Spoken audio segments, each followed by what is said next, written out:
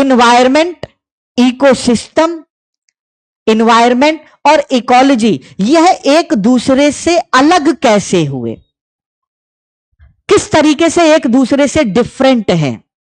तो इस समस्या को भी मैं हल कर दे रहा हूं। एन इकोसिस्टम, एक पारिस्थितिक तंत्र, हैज लाइफ इन इट, जिसमें जीवन होता है, इज अ फंक्शनल यूनिट, क्रियात्मक इकाई है, क्रियात्मक इकाई है ऑफ नेचर, किसकी? प्रकृति की और या फिर एनवायरमेंट।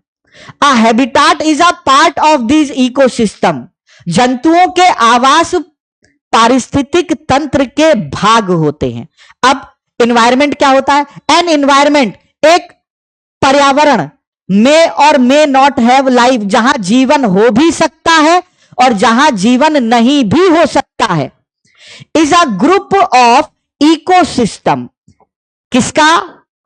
पारिस्थितिक तंत्र का समूह होता है पर्यावरण। अरे होगा ही, क्योंकि एनवायरमेंट शब्द का प्रयोग पृथ्वी या वैश्विक या ग्लोबली किया जाता है, इकोसिस्टम शब्द का प्रयोग स्पेसिफिक प्लेस के लिए किया जाता है। तो सारे के सारे इकोसिस्टम किसके अंदर आ गए? विश्व के अंदर आ गए या नहीं आ गए? तो वही तो कह रहा है, is a group of ecosystem, यानी कि सभी पारिस्थितिक तंत्र पर्यावरण हैं, लेकिन बट नॉट वाइस वर्सा, लेकिन सभी पर्यावरण पारिस्थितिक तंत्र नहीं है।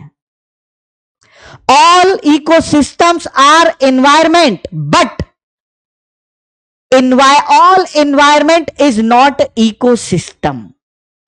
डिफरेंस समझ में आ गया? अब आओ, इकोलॉजी क्या कह रहा है? Ecology is the study of interaction, पारिस्थितिक जो है, जीवों के मध्य जो संबंध है, उसका अध्ययन कहलाता है पारिस्थितिक तंत्र, between organism and the surrounding in an ecosystem. Ecology क्या है? किसी क्षेत्र में मौजूद जीव जंतुओं का आवास और उस क्षेत्र में वातावरण के प्रभाव, इसका अध्ययन करना कहलाता है इकोलॉजी।